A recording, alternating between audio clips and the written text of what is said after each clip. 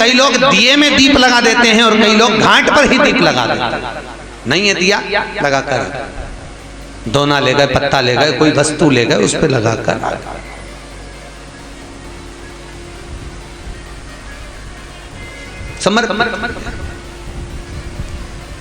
महाराज अब दीप दान का फल क्या है? घाट पर जो दिया लगाया जाता है वो ज्यादा पुण्य फल पर देने वाला है कि गंगा जी में जो छोड़ते हो वो ज्यादा फल देने वाला है? बोलो जम के बोलो बोलो। जो गंगा जी में छोड़ते हैं वो ज्यादा फल देता है। कौन सी पुराण में लिखा था कि गंगा में छोड़ो, यमुना में छोड़ो, सरयू में छोड़ो तो वो ज्यादा फल देगा? गंगा कौन? क्या बोलते हो? गंगा माँ। अब तुम्हारी माता जी यहाँ बैठी है, वो की छाती पे दिया धर दे, बोलो अच्छा लगेगा? बोलते जाओ, लगेगा? हरिद्वार ले जाओ, रोटी भी दे रहा है, रिजर्वेशन भी कराया, लेकर गंगा जी हरिद्वार भी गया, पंडित जी को देकर कम से कम 2-4 हजार रुपए तो खर्च करके ही आएगा। तो इससे तो जिंदा जी अम्मा को गंगा ले जाता तो दूसरी बार मरी हुई को ले जाने की जरूरत ही नहीं पड़ती। जीते जी ले जाता तो कोई उसको भी तृप्ति होती, मेरा बेटा मुझे जीते जी गंगा नहाने ले गया। और मरने के बाद ऐसी झोली में धोकर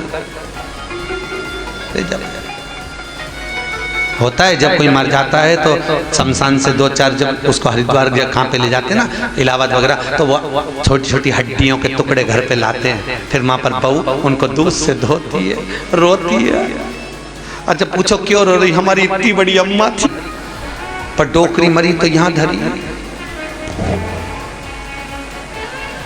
अब हड्डी के टुकड़ों को प्रणाम कर रही है, उससे अच्छा जीते जी माता पिता के चरणों को प्रणाम कर लेती तो कितना आशीर्वाद मिल जाता साहब। जीते जी ब्राह्मण को भोजन कराओ। यहाँ तो श्रीमद वल्लभाचार्य जी ने मायावाद का खंडन करा जगन्नाथपुरी में, इसलिए वहां पर एकादशी भी उल्टी लटकी।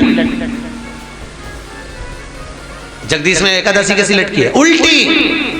क्योंकि जगन्नाथपुरी में मायावाद का खंडन श्रीमद वल्लभाचार्य जी ने करा, और मायावाद का खंडन कर कर कहा, पंडित लोग बोल रहे थे कि मरने के बाद एकादशी का दान करो, तो श्रीमद वल्लभाचार्य जी ने कहा जीते जी एकादशी का दान करो। क्यों? मरने के बाद गरुड़ पुराण में लिखा है 10 दिन तक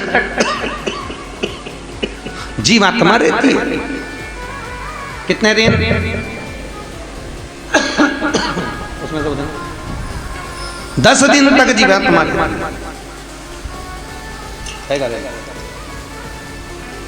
और 10 दिन तक जीवात्मा निवास करती है, और 10 दिन के बाद जीवात्मा अपने धाम को चली जाती है। सही है क्या? आपको भी मालूम होगा 10 दिन का कर्म होता है। पंडित जी एकादशी का दान कब करवाते हैं? 12वें 13वें में, जो 12 दिन होते हैं तब कराते हैं। 10वें दिन अगर जीवात्मा चली गई तो तुमने जो एकादशी करी उसका पुण्य कब मिलेगा? बोलो जम के।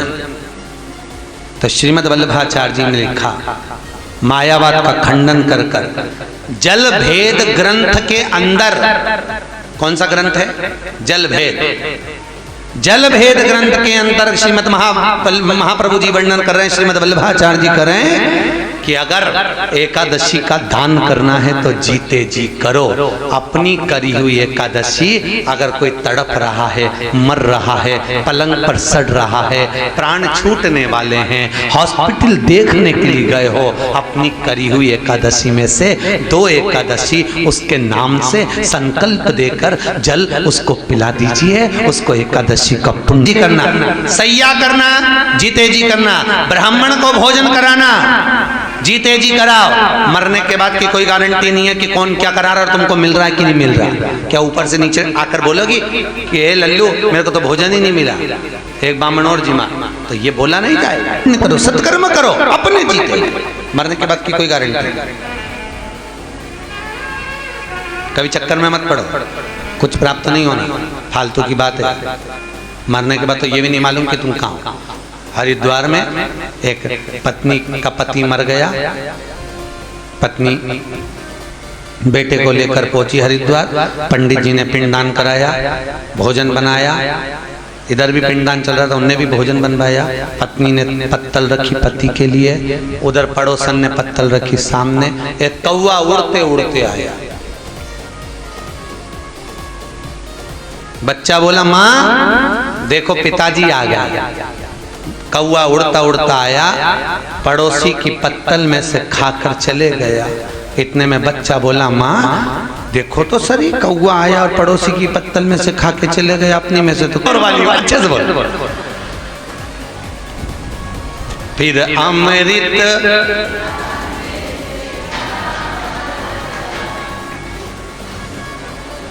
कभी अपनी बोतल किसी को, माँ बाप की इज्जत नहीं होती, उस घर में देखना कभी बरकत नहीं होती। जहां माता पिता का सम्मान हो, आदर हो, सत्कार हो, वहां पर लक्ष्मी बढ़ती है।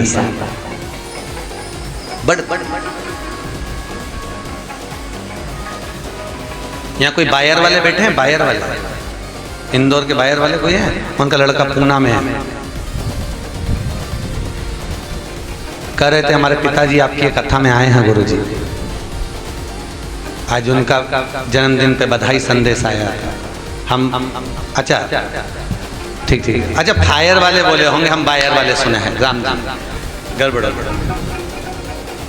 तो कह रहे थे गुरुजी पिताजी और माताजी कथा सुनने के लिए आए हुए हैं और हम यहीं पर YouTube फेसबुक पर आपकी कथा का आनंद ले रहे हैं। हमने कहा चलो बच्चों को कम से कम संस्कार तो ऐसे दिए हैं माता पिता ने कि बच्चों को इतना समय मिले कि वो कथा सुन रहे हैं।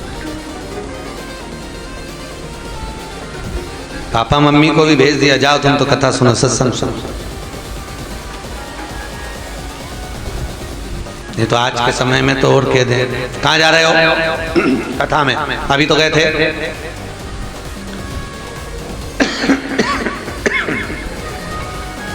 जब अभी गए थे तो फिर बार बार क्यों जा रहे हो? समझा दो। उधर की तृप्ति के लिए रोज भोजन जरूरी है, आत्मा की तृप्ति के लिए रोज काफी है, बहुत है। राजा परीक्षित सुखदेव जी महाराज के कहने पर भागवत की शरण में आकर बैठ गया, फिर चित्त वृत्ति में कुछ समाहित नहीं हुआ। क्या हो रहा है बेटे, क्या कर रहे हैं, सिंहासन कैसा होगा, राजपाट कैसा होगा, परीक्षित से सीखो। बुढ़ा नहीं हुआ था परीक्षित, बुजुर्ग नहीं था परीक्षित। जन्मे जय को क्षण भर की देरी नहीं करी, सिंहासन देकर चल रही है। संभालो, आप संभालिए।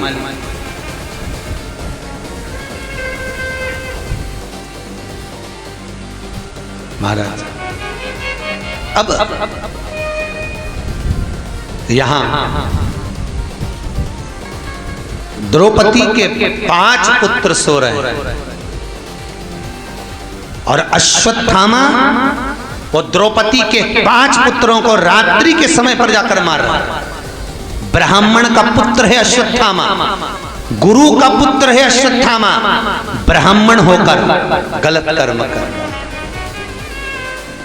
ब्राह्मण होकर गलत कर्म। अच्छा बताओ, एक ब्राह्मण का बेटा होकर ऐसा क्यों कर गया रे? अश्वत्थामा तो इतना विद्वान था, उसने क्यों मारा सोते हुए ब्राह्मणों पर बच्चों को क्यों मारा? ज्ञान की मणि लगी हुई थी। होता है, गर्ग संहिता में लिखा है कि व्यक्ति प्रखर होता है तो खुद चारों तरफ तो प्रकाश करता है पर स्वयं अंधेरे में डूबता चले जाता है।